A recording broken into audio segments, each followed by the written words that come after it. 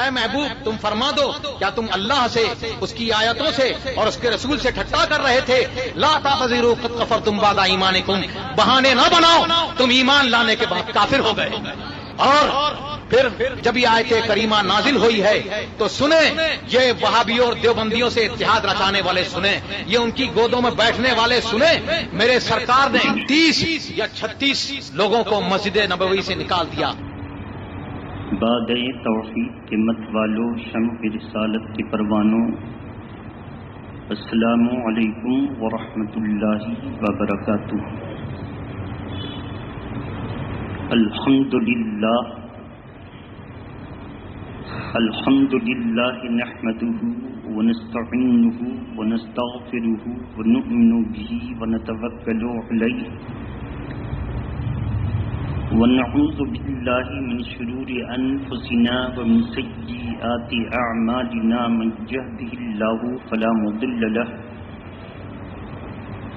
ومن يضلله فلا هادي له، ونشهد أن لا إله إلا الله وحده لا شريك له، ونشهد أن سيدنا محمدا عبده ورسوله، أما بعد فأعوذ بالله من الشيطان الرجيم، بسم الله الرحمن الرحيم، ان الصلاة تنہی عن الفحشاء والمنکر ولذکر اللہ اکبر واللہ یعلم ما تصنعون۔ وقال اللہ تبارک وتعالی فی القرآن المجید، ان الصلاة كانت علی المؤمنین کتابا موقوتا۔ وقال اللہ تبارک وتعالی فی القرآن المجید، وَاسْجُدُوا مَعَ السَّاجِدِينَ، صدق اللہ العلی العظیم۔ غوث اعظم بمن بے سر و ساما مددے، غوث اعظم بمن بے سر و ساما مددے، قبلہ دین مددے، کعبہ ایماں مددے، انتظار کرم دست من عینی را، اے خدا جویو خدا بینو خدا داں مددے۔ بگرداب بلا افتادہ کشتی، ضعیفانو شکست را تو پشتی، بگرداب بلا افتادہ کشتی، ضعیفانو شکست را تو پشتی، بحر خواجہ عثمان ہارون مدد کن یا معین الدین چشتی۔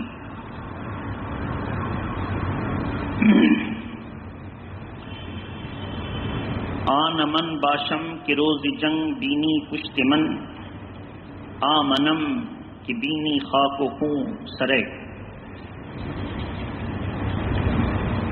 عزیزان ملت اسلامیہ، گزشتہ سے منسلک نماز سے متعلق شرائط نماز، صحت نماز، فرائض نماز اور واجبات نماز سے متعلق گفتگو چل رہی تھی۔ نماز کی صحت کے لیے مسلمان ہونا، عاقل ہونا، بالغ ہونا اور نماز کو سمجھنا۔ نماز کے شرائط سے متعلق میں نے کہا تھا کہ نماز پڑھنے سے پہلے 6 باتوں کا پایا جانا ضروری ہے، شرط ہے۔ طہارت، ستر عورت، استقبال قبلہ، نیت، وقت اور تکبیر تحریمہ۔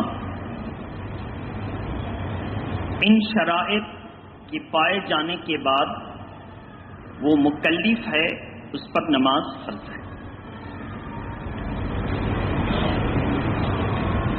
اس کے بعد فرائض نماز کا نمبر آیا تھا۔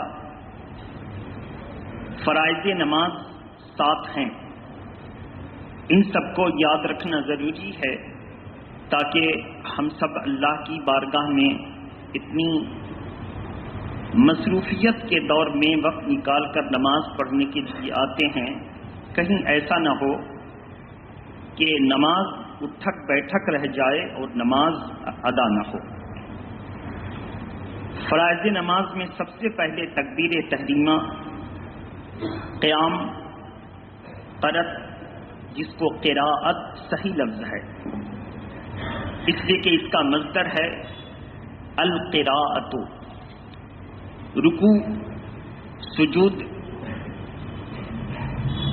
قعدہ اخیرہ، خروج بسنہ۔ ہلکی سی تفصیل صرف گزشتہ تقریر سے منسلک کرنے کی کر دیں، نماز پڑھنے سے پہلے بھی تکبیر شرط میں اور نماز شروع کرنے کے وقت بھی تکبیر فرض میں، دونوں میں شامل ہے، اس لیے کہ اس کا نماز سے اتصال ہے، اتنا متصل ہے کہ اسی سے نماز شروع ہوتی ہے۔ لہذا تکبیر تحریمہ کا خاص خیال رکھنا ہے کہ اگر کوئی شخص نماز کے لیے آیا، امام کو اس نے رکوع میں پایا اور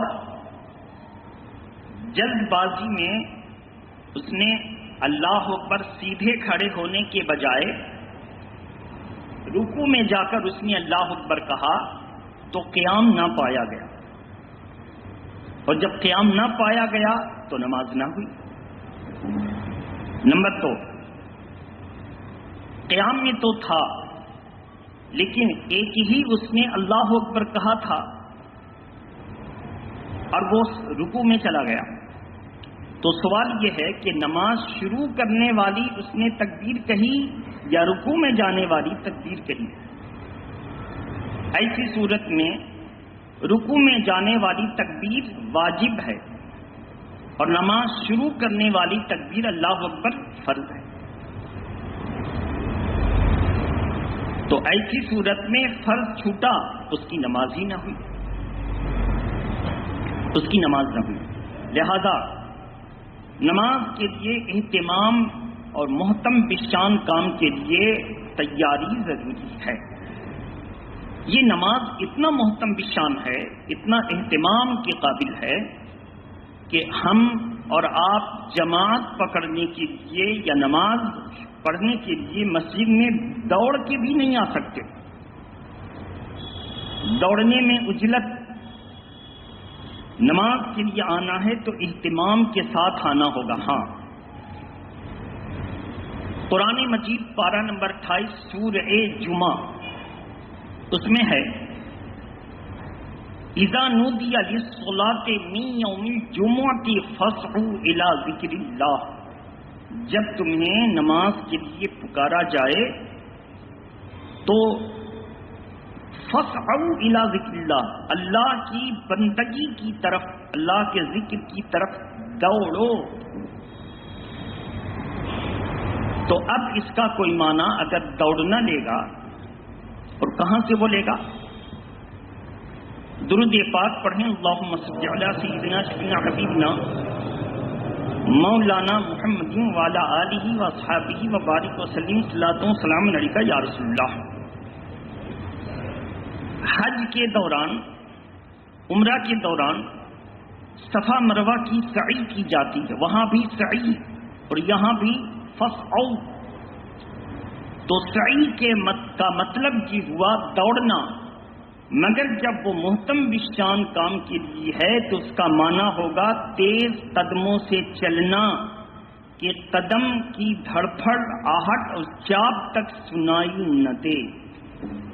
ہمارے اکابرین بزرگان دین جب نماز کے لیے آتے تھے اور وقت تنگ رہتا تھا تو تیز قدموں سے تو چلتے تھے لیکن قدموں کی چاپ تک سنائی نہ دیتی تھی۔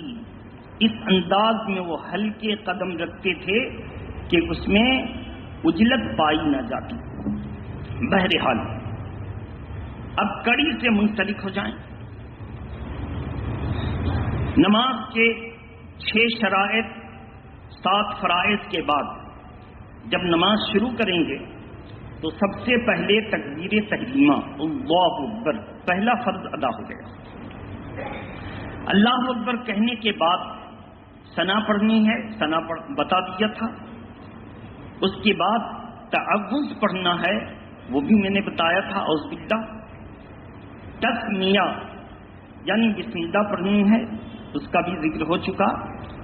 پھر اس کے بعد سورہ فاتحہ پڑھنی ہے، یاد رہے. ثنا، تعوذ، تسمیہ یہ سنت اور مستحب ہیں، فرض یا واجب نہیں. فرض یا واجب نہیں. جب یہ فرض یا واجب نہیں ہیں، اگر کوئی ان کو نہ پڑھے تو سنت کا ثواب کم ہوگا، لیکن نماز ہو جائے گی. نماز ہو جائے گی. اور کبھی ایسا بھی ہوتا ہے کہ ہم لوگ نہیں پڑھتے ہیں، نہیں پڑھنا ضروری ہوتا، پوری نہیں پڑھنا. مثال، امام کی قرأت ہو رہی تھی، کوئی مقتدی آیا، اس نے اقتدا کر دی. اب اقتدا جب کی تو قرأت شروع ہو چکی تھی، تو اب نہ ثنا پڑھیں گے، نہ تعوذ پڑھیں گے، نہ تسمیہ. ثنا تو اس لیے نہیں پڑھیں گے کہ وقت ختم ہو گیا. تعوذ اور تسمیہ اس لیے نہیں پڑھیں گے کہ ہم قرأت نہیں کر رہے ہیں، ہم امام کی اقتدا میں چپ ہیں. قرأت کرنے کے لیے تعوذ اور تسمیہ سنت یا مستحب، اس کو ذہن میں رکھیں. درود شریف پڑھیں گے، کلمہ پڑھیں گے، توبہ استغفار کریں گے، وہاں پہ تعوذ اور تسمیہ پڑھنا سنت نہیں ہے. سنت درود شریف پڑھنے کے لیے سنت نہیں، قرآن پڑھنے کے لیے سنت. اگر قرآن کو شروع سورہ ہے، مثلا قل هو اللہ، تو یہاں تعوذ بھی پڑھیں گے، تسمیہ بھی پڑھیں گے. لیکن قرآن شروع درمیانی سورہ ہے، جیسے هو اللہ الذی لا الہ الا ہو، قرأت تو میری شروع ہو رہی ہے لیکن سورہ جو بیچ کا ہے، تو یہاں پہ صرف اعوذ باللہ پڑھیں گے، بسم اللہ مسنون نہیں. درمیانی سورہ میں کیا پڑھیں گے؟ اعوذ باللہ، بسم اللہ نہیں. اور قرأت ہی شروع کر رہے ہیں، سورہ بھی شروع ہے، تو اعوذ باللہ بھی پڑھیں گے، بسم اللہ بھی پڑھیں گے. درود پاک پڑھیں، اللہم صلی علی سیدنا شفیعنا حبیبنا مولانا محمد وآلہ وصحابہ وبارک وسلم. اس اصطلاحی لفظ اور زبان کو یاد رکھیں گے. اعوذ باللہ پڑھنے کو کہتے ہیں تعوذ، اور بسم اللہ پڑھنے کو کہتے ہیں تسمیہ. مین میں یہ ہے زبرجہ، تسمیہ. اصل میں وہ تسمیتن ہے، وقت کی صورت میں تسمیہ. اب سورہ فاتحہ شروع ہوگی. سورہ فاتحہ کیا ہے؟ واجب. کیا ہے؟ واجب. تو یہاں پہ اس واجب کے لفظ کو پکڑ کر کے وہابی دھوکے میں آ گئے اور خود دھوکہ کھا گئے. انہوں نے یہ دھوکہ کھایا کہ جب سورہ فاتحہ پڑھنی واجب ہے تو امام کے پیچھے بھی سورہ فاتحہ پڑھیں گے. امام کے پیچھے بھی. اس کا جواب فقہ کی کتابوں میں دیا گیا ہے. اور کہاں سے دیا گیا ہے؟ حضور کی حدیث پاک سے، کہ جب وہ تنہا نماز پڑھ رہا ہو تو سورہ فاتحہ واجب، امام بنا ہے تو سورہ فاتحہ پڑھے گا، لیکن جب مقتدی ہے تو وہ خاموش رہے گا، سورہ فاتحہ نہیں پڑھے گا. کیوں؟ ہمارے اور آپ کے آقا صلی اللہ تعالی وسلم نے فرمایا قراءۃ الامام قراءۃ لہ، امام کی قرأت مقتدی کی قرأت ہے. یعنی اگر ہم امام کی اقتدا کر لیں تو ضمناً ہم نے بھی امام کی زبان میں قرأت کر لی، زبان امام کی چلے گی، مقتدی خاموش رہے گا، دونوں کا پڑھنا ہو جائے گا. دونوں کا پڑھنا. یہاں سے ہمارے آقا یعنی نعمت ارشاد فرماتے ہیں کہ یہ جماعت کچی زبان والے اور جن کا تلفظ صحیح نہیں ہے ان کے لیے بڑی نعمت ہے کہ اگر قرأت صحیح نہ ہوئی تو نماز نہ ہوگی، اور اگر ابتدا میں صحیح پڑھنے والے کی ابتدا میں نماز پڑھ لی تو اگرچہ یہ صحیح نہیں پڑھ پاتے لیکن یہ امام کے پیچھے ہیں اور امام صحیح خواہ ہے تو جماعت کی برکت سے ٹوٹے پھوٹے لفظ نکالنے والے کی بھی نماز ہو جائے گی. یہ جماعت بہت اہم چیز ہے.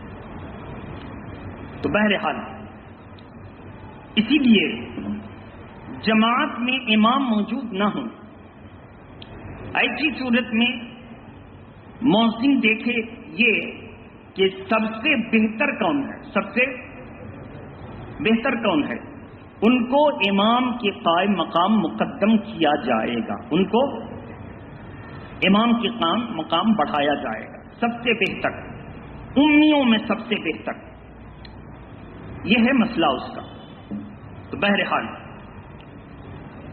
سورہ فاتحہ واجب ہے، لیکن جب ہم اقتدا کریں گے تو ہم کو پڑھنا واجب نہیں. کیوں واجب نہیں؟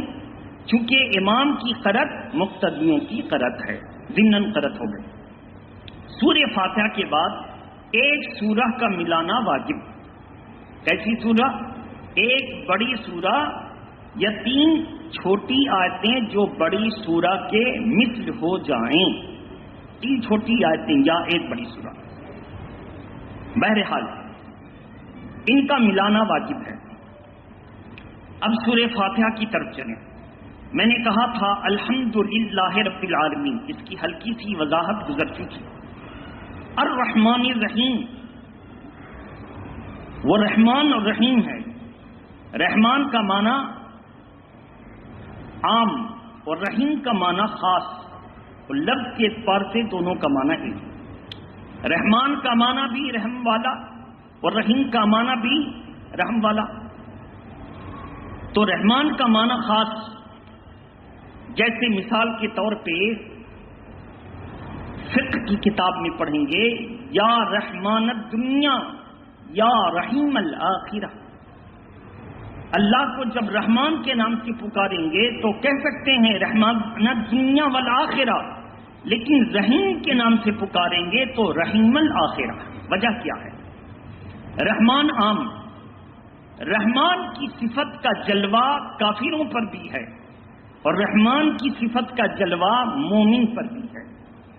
مطلب اللہ تعالیٰ روزی دے رہا ہے مومن کو بھی اور زور سے بولیے کافر کو بھی، اس لیے کہ وہ رحمان ہے، اس لیے کہ وہ. تو رحمان جب کہا جائے گا تو اللہ کی مہربانی مومن پر بھی اور، لیکن جب رحیم کہا جائے گا تو اللہ کی مہربانی صرف مومن پر، رحیم میں کسی کافر کا حصہ نہیں، رحیم میں کسی کافر کا. اسی لیے کہا گیا رحیم الآخرہ، اللہ تبارک تعالیٰ دنیا میں مہربانی کرتا ہے سب پر، لیکن قیامت کے دن مہربانی فرمائے گا صرف مومن پر. قیامت کے دن کس پر؟ صرف مومن پر. رحیم الآخرہ ہے، صرف مومن پر مہربانی ہوگی. اور کافر کا کیا معاملہ ہوگا؟ کافر جب جہنم میں جائے گا تو 1000 سال تک اللہ کو رحمت کے ناموں سے پکارے گا. کتنا؟ ابھی دیکھیے 2000 ہوا، 2022، ایسا لگتا دنیا کتنی پرانی ہو گئی. 1444، ایسا لگتا دنیا کتنی پرانی ہو گئی. لیکن 1000 سال تک وہ اللہ کو رحمت کے ناموں سے پکارے گا. اللہ تعالی کافروں کو جواب نہیں دے گا، اور جواب دے گا تو یہ جواب دے گا پڑے رہو جہنم میں، دھتکارے ہوئے ہو، اسی میں رہو، تمہاری نجات نہ ہوگی. ایسے جواب کو سن کر کافر غم پر غم کریں گے، اور مومن جب پکارے گا اپنے رب کو تو اللہ تبارک تعالیٰ فرمائے گا اے میرے بندو آؤ آؤ، سب کو مشک کے ٹیلے پر جمع فرمائے گا اور اللہ تعالیٰ اپنا دیدار عطا فرمائے گا. آؤ، آج میں مہربان ہوں تم پر، تم نے دنیا میں بہت تکلیفیں برداشت کی، بہت غم سہے، آج میں تم پر مہربان ہوں. بہرحال تو الرحمن الرحیم، مالک یوم الدین. مالک منے بادشاہ بھی آتا ہے، مالک کا معنی خود مختار بھی آتا ہے. مالک کا معنی ملکیت والا بھی آتا ہے. روز جزا کا مالک، روز جزا کا، روز جزا والا یہ بھی کہہ سکتے ہیں. قیامت کے دن وہ اپنے بندوں کو جزا دے گا. اچھا کام کیا تو اچھا، اور برا کام کیا تو برا بدلہ جزا دے گا. قیامت کے دن، قیامت کے دن جب سب کوئی فنا ہو جائے گا تو اللہ پکارے گا لمن الملک اليوم، بتاؤ آج کس کی بادشاہت ہے؟ تو سب تو فنا میں ہیں. کون ہوگا جو جواب دے گا؟ اللہ خود ہی جواب دے گا آج قاہر و جبار، اللہ بزرگ و برتر کی بادشاہت ہے. آج اللہ کی بادشاہت ہے. بہرحال مالک یوم الدین، اگر کوئی شخص ملک یوم الدین پڑھے نماز ہو جائے گی، مگر مشہور قراءت سے عدول کر کے پڑھنا کہ لوگ غلط سمجھیں تو ایسی صورت سے بچنا چاہیے. ایسی صورت سے، ہاں، جہاں پر ساتوں قرأت پڑھنے کی لوگوں کی عادت اور سننے کی عادت ہے، اور لوگ ساتوں قرأت میں سے اس قرأت کو جان رہے ہیں کہ کوئی پڑھے تو نہ کہے گا کہ غلط پڑھ رہا ہے، پڑھنا جائز ہے. لیکن جہاں پہ مالکی یوم الدین میں اگر کوئی ملکی یوم الدین پڑھے اور کوئی کھڑا ہو کے کہہ دے آپ نے غلط پڑھا، تو یہاں پہ بچنا چاہیے کہ نادان نہ سمجھ سکے گا اور صحیح کو غلط کہہ بیٹھے گا اور اعتراض کر دے گا کہ آپ نے غلط پڑھا. تو مشہور قرأت ہم لوگ پڑھتے ہیں، مشہور قرأت. بہرحال ایاک نعبد و ایاک نستعین، توجہ سے سنیے. ایاک، ای آکا نہیں، ایاک نعبد و ایاک نستعین، نستعین نہیں، نستعین.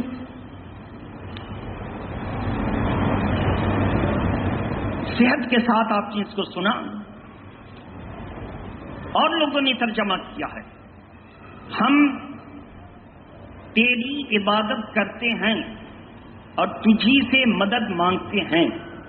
لیکن آقایان نعمت اور بزرگان دین اہل سنت و جماعت نے جو ترجمہ کیا ہے ہم تیری ہی عبادت کریں اور تجھی سے مدد مانگیں. ایک ترجمہ، ہم تجھے ہی پوجیں اور تجھی سے مدد مانگیں. ایسا ترجمہ کیوں؟ کیونکہ میں نے جلالین شریف کی جب تحقیق کی اور اس کو میں نے پڑھا، جلالین کوئی ایسی کتاب نہیں ہے کہ لوگوں کی پہنچ سے باہر. جب نظامیہ کا کورس عالم بننے کے لیے لوگ کرتے ہیں تو رابعہ میں کہیں ثالثہ میں کتاب پڑھائی جاتی ہے، کہیں خامسہ میں. بہرحال لڑکیوں کا کورس ہے تو جلدی پڑھا دی جاتی ہے، لڑکوں کا کورس ہے تو ان کو اور تھوڑا زیادہ کتاب پڑھائی جاتی ہے تو دیر ہوتی ہے. ایسا ترجمہ کیوں؟ ہم تیری عبادت کرتے ہیں اور تجھی سے مدد مانگتے ہیں، یہ ترجمہ ہے، ترجمانی نہیں ہے.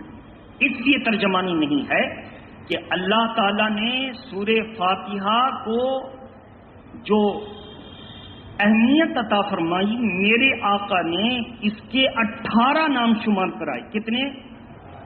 اور کتابوں میں 10، لیکن میں نے 18 نام دیکھا. سورہ فاتحہ، سورہ ناجیہ، سورہ واقعہ، سورہ کافیہ، سورہ شفا، سورۃ الدعاء، سورہ صلاۃ، 18 نام اس طرح میں نے دیکھا. تو اس کا نام ہے سورۃ الدعاء. تو سورۃ الدعاء جب اس کا نام ہے تو اس میں ایسے الفاظ آئیں گے کہ لگے کہ ہم دعا کر رہے ہیں، لگے کہ ہم. اب دیکھیے اہل سنت کا ترجمہ لگے گا کہ ہاں ہم دعا کر رہے ہیں، ہم تجھی کو پوجیں اور تجھی سے مدد چاہیں، تو دعا ہے نا. اے اللہ تجھی کو پوجیں، اے اللہ تجھی سے مدد چاہیں. لیکن اگر کوئی کہتا ہے ہم تجھی کو پوجتے ہیں اور تجھی سے مدد چاہتے ہیں تو یہ کیا ہوگا؟ یہ اپنے واقعات کو دہرا رہا ہے. ہماری کیا حیثیت کہ ہم اللہ کی عبادت کا حق ادا کر سکے کہ نہ کر سکے؟ اب کوئی حق بھی ادا نہ کیا اور کہہ رہا یا اللہ ہم تو تیری ہی عبادت کرتے ہیں، تو گویا کہ وہ ریا کر رہا ہے، دکھا رہا ہے. گویا کہ جب اس کا نام سورۃ الدعا ہے تو ایسا ترجمہ ہونا چاہیے کہ لگے کہ ایک بندہ اپنے رب سے دعا کر رہا ہے. اسی لیے اس کا صحیح ترجمہ ہے ہم تجھی کو پوجیں اور تجھی سے مدد چاہیں، ہم تیری ہی عبادت کریں اور تجھی سے مدد مانگیں. یہ صحیح ترجمہ. ایاک نعبد و ایاک نستعین کے بعد اہدنا الصراط المستقیم. اہدنا الصراط المستقیم کا معنی ہے، اہل سنت کا معنی ہمیں سیدھی راہ چلا. وہابیوں، دیوبندیوں اور اہل حدیث کا معنی ہمیں سیدھا راستہ دکھا. تو ایک طرف معنی ہے اہل سنت کا چلا، دوسرے فرقے کا معنی ہے دکھا. اہل سنت و جماعت فرقہ نہیں، کیا ہے؟ جماعت. فرقہ نہیں. فرقہ کس کو کہتے ہیں؟ جو حق کے راستے سے نکل کر کے الگ گروپ بندی کرے، وہ فرقہ ہے. اور جو قرآن و حدیث پر قائم رہے وہ جماعت ہے. وہ اس کی تشریح ہلکی تھی. اللہ کے پیارے نبی سے پوچھا گیا فرقہ اور جماعت، میرے آقا نے ایک سیدھی لکیر کھینچی، کہا یہ صراط مستقیم ہے، یہ اس پر جو چلے وہ جماعت ہے. اور اسی سیدھے راستے سے، جیسے گلی کوچے نکلتے ہیں مین روڈ سے، مین روڈ ہے، گلی نکل گئی، کوچا نکل گیا، راستے نکل گئے، ایسے لکیری نکال دی اور کہا یہ سب فرقہ بندی. اس سیدھے راستے سے ہٹ کر کے جو الگ ایک راستہ نکالے، کیا ہے وہ؟ فرقہ بندی. تو قرآن نے کہا فرقہ بندی سے بچو. فرقہ بندی سے وَاعْتَصِمُوا بِحَبْلِ اللَّهِ جَمِيعًا وَلَا تَفَرَّقُوا. اللہ کی رسی کو مضبوطی سے پکڑ لو، فرقوں میں نہ بٹ جاؤ. فرقوں میں نہ بٹ جاؤ. فرقہ بندی حرام ہے، جہنم کا راستہ ہے. اللہ کی رسی. اب یہ آیت کریمہ اہل سنت بھی پڑھتے ہیں، یہ آیت کریمہ وہابی بھی پڑھتے ہیں، اور دونوں دعویٰ کرتے ہیں فرقے میں نہ بٹ جاؤ. تو اب ہم ایسی اس کی ہلکی سی توضیح کر دیں کہ سمجھ میں آئے کہ یہ دعویٰ مناسب کس کے لیے ہے، اہل سنت کے لیے کہ وہابی کے لیے. قرآن نے کیا کہا؟ اللہ کی رسی کو، یعنی کہا اللہ کو. کیا کہا قرآن نے؟ اللہ کی رسی کو مضبوطی سے پکڑو. کیا کہا؟ حبل اللہ. کیا کہا؟ واعتصموا، مضبوطی سے پکڑو حبل اللہ، اللہ کی رسی کو. واعتصموا بحبل اللہ، اللہ کی رسی کو. کیا کہا؟ اللہ کو نہیں، اللہ کو، اللہ کی رسی کو. اس سے پتا چلا اللہ کی رسی وسیلہ ہے. غور سے بولیے، رسی وسیلہ ہے. اب قرآن نے کہا وسیلہ کو پکڑو، تو جو وسیلہ مانے وہ حق پر ہے، جو وسیلہ نہ مانے وہ باطل پر ہے. بات سمجھ میں آ رہی ہے؟ جو وسیلہ مانے، وسیلہ کون مانتے ہیں؟ اہل سنت. وسیلہ کا انکار کون کرتے ہیں؟ وہابی، دیوبندی، غیر مقلد. کوئی میرے اوپر الزام نہ لگائے کہ میں نے غلط تشریح کی، ایسی تشریح کی جو قرآن کے مطابق ہے. الزامات بہت آتے ہیں لیکن اللہ ہی بچانے والا ہے. زور سے بولیے، اللہ ہی بچانے والا ہے. بہرحال تو اہل سنت اگر کہے اللہ کی رسی کو مضبوطی سے پکڑو تو اس کا دعویٰ صحیح ہے، اس کا دعویٰ صحیح ہے. آئیے اہدنا الصراط المستقیم، اس میں صحیح اور غلط کون ہے؟ ہمیں سیدھا راستہ دکھا اور ہمیں سیدھا راستہ چلا. ویسے لفظی ترجمہ ہمیں سیدھی راہ چلا، دکھا اور چلا. تو ہم قانون پیش کریں گے. ہدایت مفعول ثانی کی طرف اگر بغیر صلہ کے متعلق ہے تو اس کا معنی ہوگا چلا. کیا معنی ہوگا؟ اور اگر صلہ کے ساتھ متعلق ہے تو معنی ہوگا دکھا. صلہ کیا ہے؟ الا. صلہ کیا ہے یہاں پر؟ الا. الف زیر ای لام یہ کھڑا زبر الف مکسورہ لا. الا. کھڑا زبر کو کیا کہتے ہیں؟ الف مکسورہ. کھڑا زبر کو کیا کہتے ہیں؟ الا. توجہ سے سنیے، درود شریف پڑھیے. اللہم صلی علی سیدنا شفیعنا حبیبنا مولانا محمد والی اصحابہ بارک وسلم صلاۃ و سلام علیک یا رسول اللہ. اہدنا الصراط المستقیم چلا. تو یہاں پر اہدی یہ ہے فعل امر. نا ضمیر متکلم، صراط صفت اول اور مستقیم صفت ثانی. اور صراط اور مستقیم کے بیچ میں الا نہیں ہے. صراط اور مستقیم کے بیچ میں اہدنا الصراط المستقیم، اہدنا الی الصراط المستقیم ایسے نہیں ہے. کیا ہے؟ اہدنا الصراط المستقیم. اگر ہوتا اہدنا الی الصراط المستقیم تو ترجمہ ہوتا سیدھا راہ دکھا، سیدھی راہ دکھا، سیدھا راستہ دکھا. لیکن الا نہیں ہے، اہدنا الصراط المستقیم. تو اب کیا ترجمہ ہوگا؟ ہمیں سیدھی راہ چلا. اس سے پتہ چلا اہل سنت نے جو ترجمہ کیا ہمیں سیدھی راہ چلا، یہ گرامر کی روشنی میں صحیح ہے. بدعقیدے اور وہابیوں نے جو ترجمہ کیا وہ غلط ہے. وہ اچھا کمال کی بات، جس گرامر کو میں نے پیش کیا وہ ہم بھی پڑھتے ہیں اور مدرسہ میں وہ بھی پڑھتے ہیں، مدرسہ میں وہ بھی پڑھتے ہیں. تو اس کو کیا کہیں گے؟ جب عقل ماری جاتی ہے تو حق دکھائی نہیں دیتا. عقل ماری جاتی ہے تو حق دکھائی نہیں دیتا. ہر گندگی اچھی نظر آتی ہے، ہر گندگی اچھی نظر آتی ہے. تو جب گندگی اچھی نظر آنے لگے تو سمجھ لیجئے کہ دل گندا ہو چکا ہے، اور گندگی محسوس ہو تو سمجھ لیجئے ایمان باقی ہے، ایمان باقی ہے. وآخر دعوانا ان الحمدللہ رب العالمین. السلام علیکم. کھڑے ہو جائیں، صفیں درست کر لیں اور ایمان